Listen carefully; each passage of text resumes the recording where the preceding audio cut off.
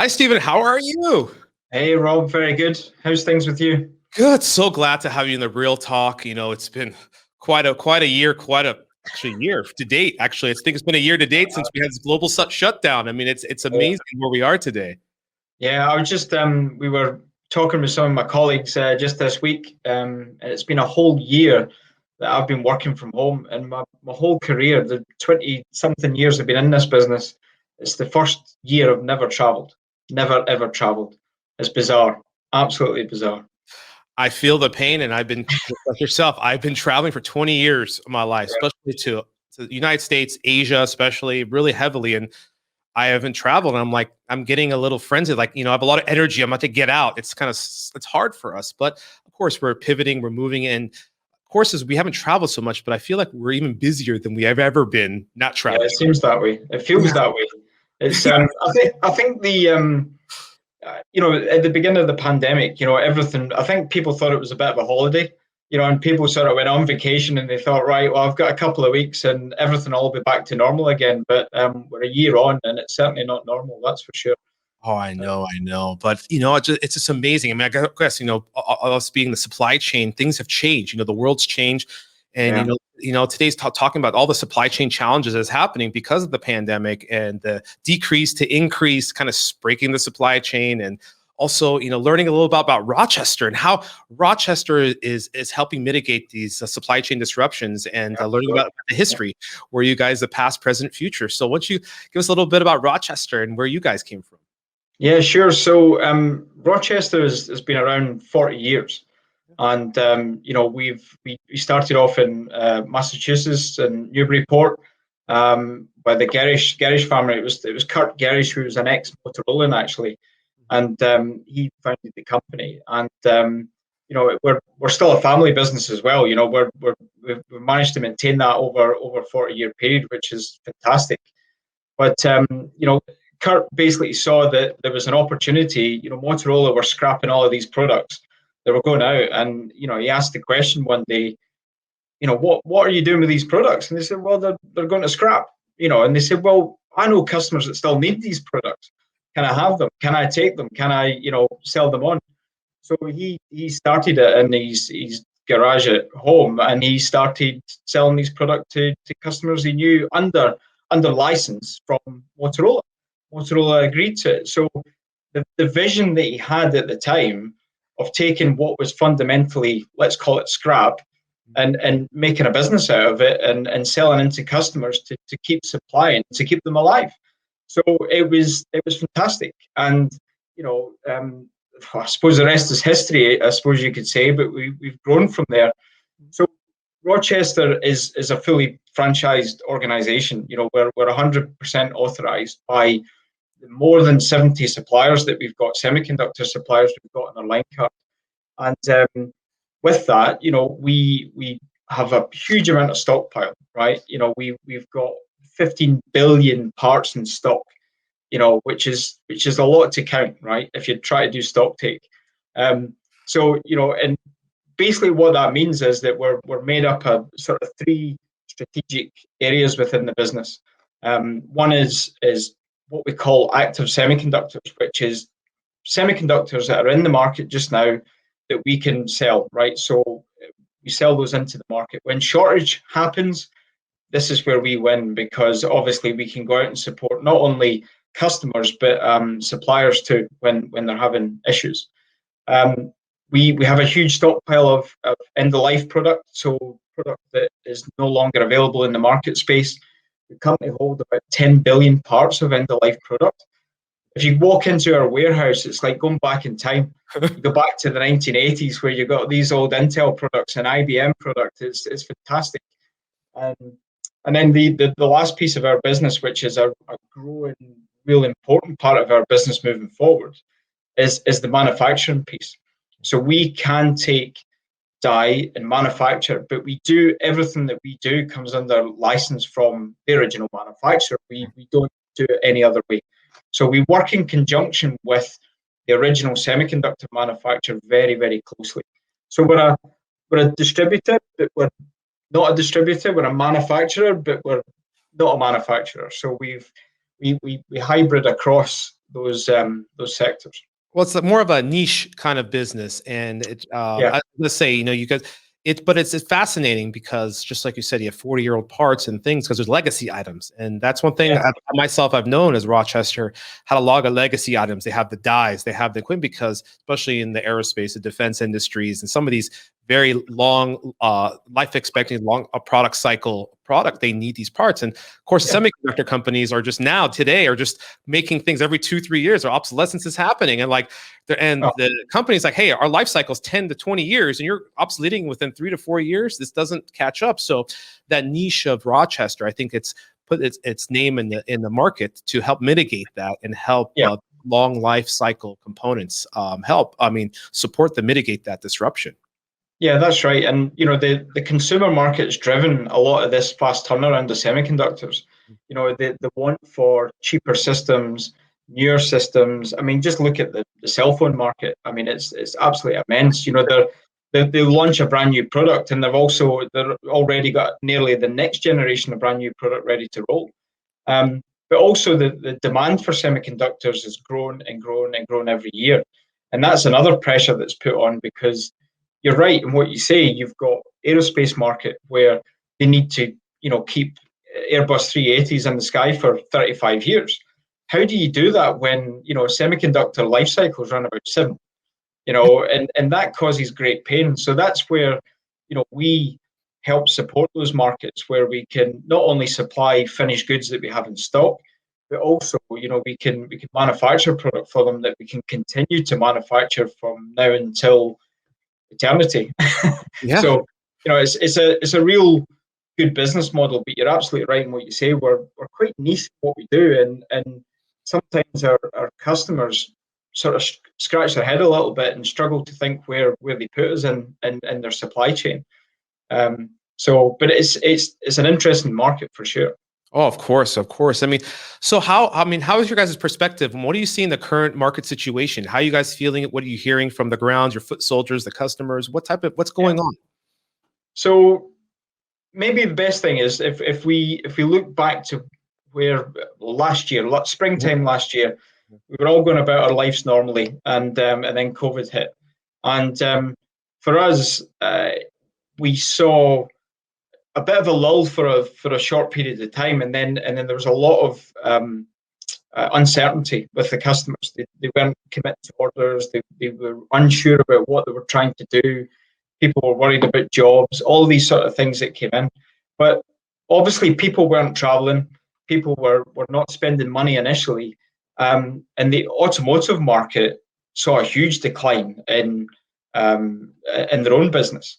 And that had, they obviously then decided that we're going to pull back in production. So it meant that they didn't have a need for the same level of semiconductors that they had, when production was high. So they basically canned a lot of their supply, which meant that people like Global Foundries and TSMC could then fill the gaps with other areas. Because what we started to see was, the consumer market, people were buying PS4s and PS5s and Xbox, and gaming. I've got a bit extra cash now because I'm not traveling, I'm not spending it, I can't go to restaurants, I can't go on holiday. So people are buying TVs, and there were, all that, cell phones and all those good things. So from a fab point of view, their production was kept buoyant. In fact, if anything, it was probably more than it normally is because of the demand. So we saw that through the summer. Obviously, we supported a lot of the medical market because the demand for ventilators. So we were involved with quite a number of the EMS companies, and directly with medical companies as well, building ventilators. So that was great for us to get involved in that, and the fact that we could support them. We had one particular customer that was building ventilators that they basically brought them back to life because they'd been off the market for a number of years, and obviously there were some key components in there that just didn't exist anymore. But we had stock, and we also have the ability to build, which means that we could support them. So we saw that throughout the summer, and our business was quite consistent. And then come the end of last year, the automotive market woke back up again, and they went banging on the foundry doors and said, "Hey, can we have a go back to our normal supply, please?" And they said, "Well, no, we're full. Sorry, you have to get to the back of the queue." So that caused a big issue because obviously they had demands to meet, and there was a bit of I wouldn't say panic, but there was certainly a bit of noise created in the market space come probably around November time last year, and that's when we really started to see this shortage thing hit. We had our suppliers coming to us asking for support because they knew we've got this security stock, this huge stockpile that we can support with. But also we started to see a lot more noise from the automotive customers themselves. And quite typically, they sit behind their EMSs. They let a lot of the second tier, third tier companies do the work. The sourcing, making sure that the contracts are in place to get products into their factories in a very strong just-in-time process. So basically, that meant that they were really struggling to find products. So we started to interact with them directly. So it got very busy, Rob, come November last year. It became a very different market space. Yeah, I love how you simplified a lot of information from how the supply chain has come from the medical, how the consumer upsurge, a lot of also the work from home with computing increasing of demand. So a lot of the chip demand and allocation was changed from and the capacities at the TCMC and all the foundries, they moved their capacities to other areas. Of course, we all know technology 5G is also big too. That's a big focus as well moving forward, but also how it transitioned between summer, then getting to Q4, and everybody's back online. The spending is there. People are automotive. And in all honesty, the supply chain broke because all the contracts that were in place, a lot of companies, as even today, are doing force majeure, breaking the contracts because they cannot supply.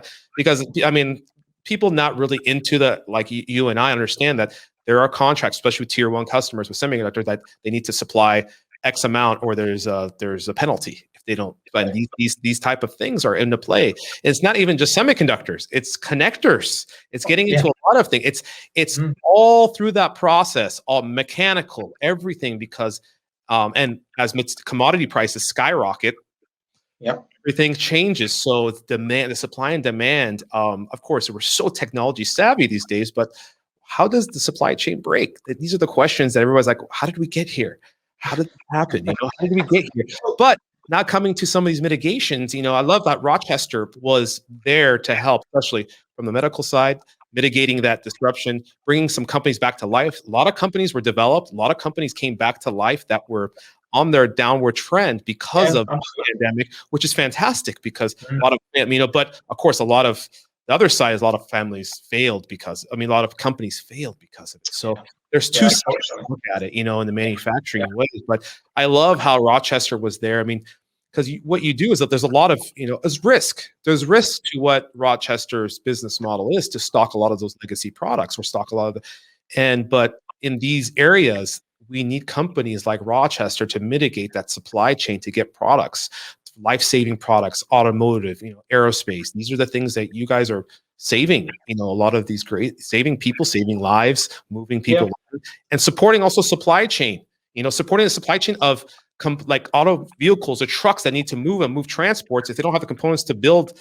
because everything is electronics, they don't have those components to build those trucks. It doesn't happen. It doesn't happen. The Amazons can't do their job. The UPS, FED, all that they can't do their job. It has a huge knock-on effect all the way down the line. And this is what sometimes people don't realize, because I was, I've got a good friend of mine who's in the shipping business, and one of the big key issues with supply as well is the fact that shipping containers were in the wrong place. They were in the wrong place. There was less commercial flights, so they couldn't put stock into commercial flights to get them backwards and forwards. So there was just a huge blockage that was happening at the end of last year, and they couldn't get product through, and it was causing absolute mayhem. Still causing mayhem. What's interesting is I've been reading in some areas where there's something, it's 70 or 80% reliance on Asia for a lot of the semiconductor, the raw semiconductor that comes through to feed the rest of the world. And I know that the US is thinking, right, how do we pull some of this reliance back home so we're not totally reliant on let's call it third parties to supply these products. So it's making businesses, and even right down to individuals, think about how their business works. We'd even seen a character change in the way that customers want to deal with us now, because a lot of these guys are now working from home on a permanent basis. So we're having to adapt and we're having to change.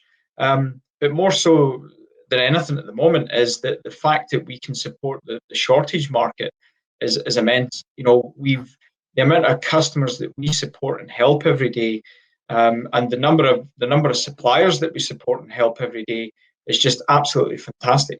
So that's something that we're working very, very hard on, and something that I think is going to continue for at least the next quarter. I would say certainly into the second half of next year. Yeah, I mean, I have my prediction. I mean, all the people I've talked to, all the leaders, I think it will go to Q3, Q4, depending upon the upsurge of technology, because we have a lot of companies that are the automotive run thing is number one usage now of components, because people don't realize that all cars have hundreds of microcontrollers. Yeah, because absolutely. every sensor needs a microcontroller. So these things, people don't, these are when you break it down to the micro, you realize what's happening. And as automotive, the EV revolution, all these are coming to play. They're more usage these big auto are using, of course, medical, the consumer, industrial, and everything is being connected. Everything is IoT, the 5G world. So all those need controllers, and they need a lot of components on those boards to communicate. And as we move more digital, there's more demand. Of course, we're all in the right business because, next 5 years, the trend is just skyrocket. But the challenge is, how do we mitigate that? So what are some of the solutions that you guys, I mean, I know you covered them, like you guys are working with their customer solutions to mitigate the risk and help in that, especially coming to the obsolescence side. Yeah, I mean, I think one of the areas that causes issue with the customer side is automotive is a good example, where they run a very lean, just-in-time process. So that means that they've no stock holding at all. The things that get shipped to the factory get used that hour, let alone that day. They get used very, very quickly. Right. So it basically means that there's no buffer. Yeah. There's nothing to fall back on, and that causes major issue. Obviously, because in times of need, like we're finding just now, they've got nothing. So that's something that the planning piece of it is important, and we constantly say this to our customers all the time. You need to plan. We need to think about forecast. And I've been in this business for 20 odd years, and I think I've yet to meet a customer that's very accurate at forecasting. But planning's got a huge part of that. It's to try and maybe not completely mitigate the risk, but certainly to reduce the risk. I mean, one of the things that we're seeing from the customers as well is that they panic with it and they'll stockpile. And that causes another knock-on effect in the business as well, and again, there's always people willing to sell. If you've got a distributor there that's sitting on stock and they're offering good money to take stock, they will also be happy to sell it. So it kind of feels like it's a snowball effect. So I think there's a big education piece. I think having reliance on third parties, having reliance on very much a fabless industry now, where a lot of the manufacturers are reliant on third parties from a fab point of view. And that's risky. If something happens, that place burns down overnight, that causes a huge problem. Look at what happened in Austin with the weather. A few days of bad weather, and they shut it down for a week or 2 weeks. Huge problem. Japan with earthquakes. So it's I think what the industry is really starting to look at now is how they spread that load globally, and what they can do more regionally to mitigate some of that risk. Yeah, I mean, it comes into the BCP plan, business continuity plan. Yeah. With all these natural disasters, I think they're happening more and more over as I mean, and especially in this day, things are happening more and more. Earthquakes, tornadoes, floods, fires, pandemics. These Yeah. are things are happening in all different regions, and as just like you put it, what supply chain is so lean because at the end of the day, a lot of these companies are public. They want to make sure that they Yeah. can maximize profitability. But a lot of companies, as I said, semiconductors gone fabless because they rather spend their money on R&D and have someone else handle the fabs. And like TCMC, UMC, all these companies, 70% of it comes from two companies.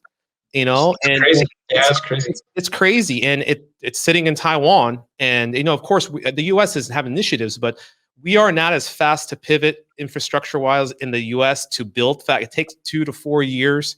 Yeah. Asian countries a little more faster because of regulation standpoint, but these are the challenges we face. It's like there's a problem. We know the problem. It's just trying to get the solution because there's a lot of investment. There's also risk, and just like you said, education is understanding what needs to play, and there needs to be buffers or companies that can buffer the gap. You can't. All the companies, of course, big OEMs want to go direct to the manufacturer because lowest price, they have direct access. They don't want to Yeah. use a distributor.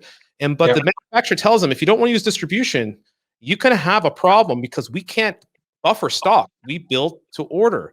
Your Exactly. distributor or the person representative who represents us could buffer that gap and could put that liability. But the manufacturers don't want that. They want to deal with. We all know dealing with OEMs and EMS, the weekly or monthly challenges, pull in, pull out, push out, and manufacturers don't have manufacturers don't have the time to deal with that. A lot Yeah. of the challenges that come into play. So distributor, that's where the service distributor comes in to mitigate that and to help to support to give them that as you call it, the customer value proposition Yeah, or it's the value added service, isn't it? Is that? yeah, Yeah. customer Yeah. experience and value added services that distributor does. Of course, there's a margin in anything, but that little margin could helps. Helps improve the supply chain, and that's really where I think companies like Rochester really come to play to help that. But again, as much as you want to educate, it's the problem is executing on the solution to help mitigate that plan so we Yeah. don't end up where we are, and this point there's a fire and just putting the fire out doesn't solve it. You need to put the fire out and build a corrective action to not to happen again. But that is also the benefit of working with a company like Rochester, where we can future proof a lot of what companies, what OEM and even EMSs are trying to do, because we have stock, we can build, and if that longevity of supply that a lot of these customers are looking for, there's very few companies out there that can guarantee supply. And one of the areas that um, springs up in times like this is that a lot of customers then panic and go out to the grey market, right? And they're buying off the grey market, which is risky to say the least. But also, that's not a guarantee of any supply, after tomorrow.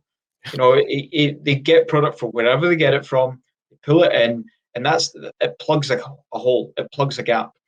And the difference is with our business is that everything we sell, we know it comes directly from source, and we can supply it and support the customer for the next 20 years if need be, if we can do that. So it helps secure the customer's business with their customers, and obviously helps secure our business. But we are consistently supporting our suppliers too, because our suppliers we're not just a distributor, it's a partnership. Yeah. And that partnership allows us to go support them in times of need, and having this huge amount of, let's call it, security stock that can help plug some gaps. But it's the longer term. We need to, we're trying to educate our customers on, think more than 6 months, think more than a year. We have to think beyond, and that's where we come into play. And we're really striving hard to educate the market on this. Yeah, I mean, all those points you hit, that service, the add value, educating, making it long-term relationships, going into the supply chain of adding value as being an extension of like a procurement partner or in a stocking in a warehouse. You're an extension of the customers, not just buying and sell. These are things are not. You are extension of the procurement to help them. As a carrot, you can put your eggs in all in ballast. Like 70% could be direct, but that 30% needs to have, just in case you don't put your eggs in all in ballast, you have that mitigation plan that you can dive into this supply chain to make sure you can mitigate those gaps. And as well as Rochester also has a lot of knowledge and experience from the obsolescence mitigation, all these things that you can add value. So as I said, it's fascinating. I am and longevity of Rochester and how you guys have been evolving year over year. It's amazing to see the growth, and I'm excited. I'm just so happy to have you on the Real Talk to really learn a little bit about more. I've known you guys, but I've never understood talk to you really what's the story and your services. So it's thank you. Thank you for what you guys done. Of course, we've purchased from Rochester before, so thank you for that, and thank you for the service. Oh, you're welcome. Yeah, it's been great, but yeah, any other thoughts you have for any of the supply chain or the future? Any thoughts for what's going on you see in the market? I think you hit on it earlier, where the demand for semiconductors is just increasing. The electric vehicle, 5G, IoT, all these buzzwords that are about, just mean that the demand for semiconductors is going to increase. But again, a lot of these products that we're talking about need longer term support. I think the semiconductor market is not necessarily going to change in the way that they create products, because the demand is there for cutting edge technology all the time. Rochester, we're on the opposite end of that. We're here to support the longer term piece. The key message is planning. People need to plan, customers need to plan. They need to think about what they're going to need in 5 to 10 years. Also, where they're going to put their own resource. Do they want their highly skilled technical people, having to recreate platforms because of obsolescence? Well, no. That's where we come into it. That's where we can allow their technical teams to consider doing brand new products, and we look after the back end. We look after it like an old classic car, where you've got to look after it and care for it, and that's what we're here to do.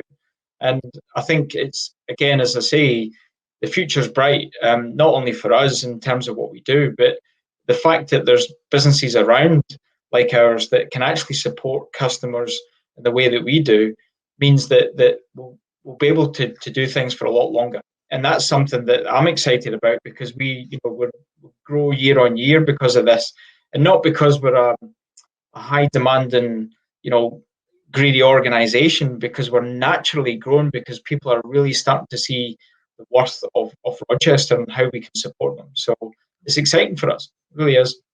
Well, yeah, as I said, it's the thought of you guys have done a great job articulating everything that Rochester's done, and we appreciate you. I think the supply chain appreciates Rochester. All the customers do. At the moment, anyway. At the moment, and helping that through the mitigate that supply chain. So I just want to thank you, Stephen, for coming on Real Talk. Thank you for sharing the story. A lot of insights.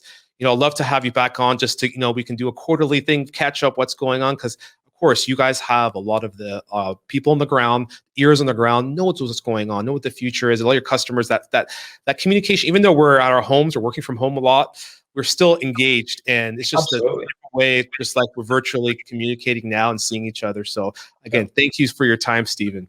No, thank you. Thanks for your time. Good to see you. All right.